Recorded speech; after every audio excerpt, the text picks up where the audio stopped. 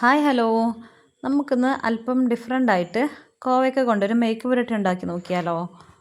ഈ രീതിയിൽ ഉണ്ടാക്കി നോക്കിയാൽ കോവയ്ക്ക കഴിക്കാത്തവർ വരെ കഴിച്ചു പോകും. അത്രയ്ക്ക് ടേസ്റ്റാണ് കേട്ടോ. ഒന്ന് ട്രൈ ചെയ്ത് നോക്കൂ. വളരെ പെട്ടെന്ന് ഇത് റെഡിയാക്കി എടുക്കാവുന്നതാണ്. എന്നാൽ നമുക്ക് കോവയ്ക്ക മെഴുക്ക് പുരട്ടി ഉണ്ടാക്കി തുടങ്ങിയാലോ?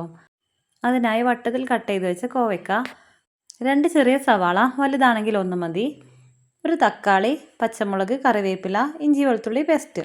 ഇത്രയും സാധനങ്ങളാണ് നമുക്ക് ആവശ്യമായിട്ട് വരുന്നത്. ഇനി നമുക്ക് കോവയ്ക്ക എടുത്ത് അല്പം വലിയൊരു പാത്രത്തിലേക്ക് ചേർത്ത് കൊടുക്കാം. അതിലേക്ക് 1 ടീസ്പൂൺ ഉപ്പും 1.5 ടേബിൾ സ്പൂൺ മുളക് പൊടിയും 1/2 ടീസ്പൂൺ മഞ്ഞൾപ്പൊടിയും ചേർത്ത് നന്നായി കുഴച്ചെടുക്കാം. കൈകൊണ്ട് നന്നായി കുഴച്ചെടുത്താലും മതി കേട്ടോ. ഇനി ഇത് നമുക്കൊന്ന് ഫ്രൈ ചെയ്തെടുക്കാം. അതിനായി ഒരു പാൻ വെച്ച് ഒരു 4 ടേബിൾ സ്പൂൺ വെളിച്ചെണ്ണ ചേർത്ത് കൊടുത്തതിന് ശേഷം അതിലേക്ക് നമ്മൾ കുഴച്ച് വെച്ച കോവയ്ക്ക ചേർത്ത് ചെറുതായി ഒരു 5 മിനിറ്റ് ഒന്ന് ഫ്രൈ ചെയ്ത് കോരി മാറ്റാം. നമ്മൾ എടുത്ത് വെച്ച മുഴുവൻ കോവയ്ക്കയും ഇതേ രീതിയിൽ തന്നെ ഹൈ ഫ്ലെയിമിലിട്ട് ചെറുതായി ഒന്ന് ഫ്രൈ ആക്കി കോരി മാറ്റിയെടുക്കാം.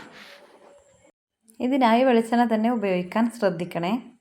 വെളിച്ചെണ്ണ ഇല്ലാത്തവർക്ക് ഓയിലിലും ഇതേ രീതിയിൽ തന്നെ ഫ്രൈ ചെയ്ത് മാറ്റാവുന്നതാണ്.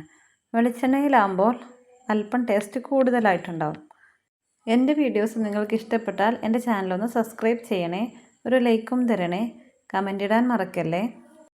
ഇനി കോവക്ക ഫ്രൈ ചെയ്ത് മാറ്റിയ ഇതേ എണ്ണയിൽ തന്നെ നമുക്ക് മസാലകൾ ഉണ്ടാക്കി തുടങ്ങാം. അതിനായി നമ്മൾ കട്ട് ചെയ്ത് വെച്ച 2 സവാള ചേർത്ത് കൊടുക്കാം. ചെറുതാണെങ്കിൽ 2 എടുത്താൽ മതി, വലുതാണെങ്കിൽ 1 മതി. ഇത് പെട്ടെന്ന് വാടി കിട്ടാനായിട്ട് അല്പസമയം ഒന്ന് ഇളക്കിയതിന് ശേഷം ഒരു 2 മിനിറ്റ് നമുക്കൊന്ന് മൂടി വെച്ച് വേവിച്ചെടുക്കാം.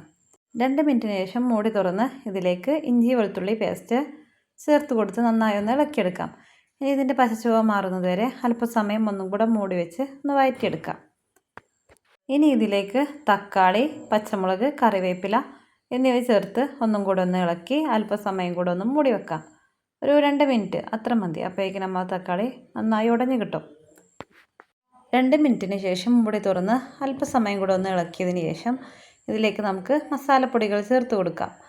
അധികം മസാലകളൊന്നും വേണ്ട, കാരണം നമ്മൾ നേരത്തെ ചേർത്തിട്ടുണ്ട് കോവക്ക ഫ്രൈ ചെയ്തെടുത്തപ്പോൾ. ഇനി ഇതിലേക്ക് 1.5 ടീസ്പൂൺ മല്ലിപ്പൊടിയും 1 ടീസ്പൂൺ ഗരം മസാലയും ഇനി നമ്മുടെ കയ്യിൽ ഉള്ള ഏതെങ്കിലും ഒരു മസാല, അതായത് ചിക്കൻ മസാലയോ ബീഫ് മസാലയോ അതിലേതെങ്കിലും ഒന്ന് 1 ടേബിൾ സ്പൂൺ ചേർത്ത് കൊടുക്കാം. ഉണ്ടെങ്കിൽ ചേർത്താൽ മതി, ഇല്ലെങ്കിൽ കുഴപ്പമില്ല.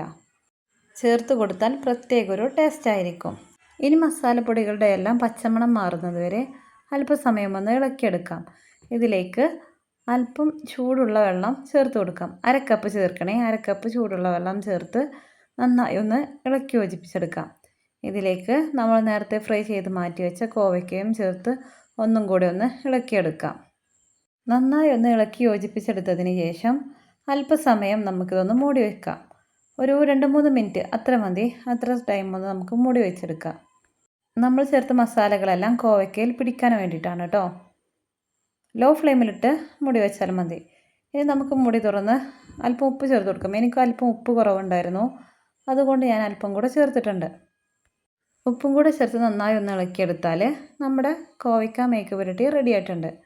എത്ര പണിയുള്ളൂ, സിമ്പിളായിട്ട് നമുക്കിത് റെഡിയാക്കിയെടുക്കാം. നല്ല ചൂട് ചോറിൻ്റെ കൂടെ ഇത് മാത്രം മതി ചോറുണ്ണാനായിട്ട്.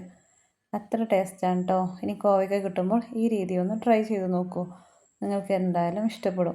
കോവയ്ക്ക ഇഷ്ടമില്ലാത്തവർ വരെ ഇങ്ങനെ ഉണ്ടാക്കി കൊടുത്താൽ കഴിച്ചു പോകും. അത്രയ്ക്ക് ടേസ്റ്റാണ്. ഇതുപോലത്തെ ഒരുപാട് വീഡിയോസ് എൻ്റെ ചാനലിൽ ഞാൻ അപ്ലോഡ് ആക്കിയിട്ടുണ്ട്, കണ്ടു നോക്കണേ.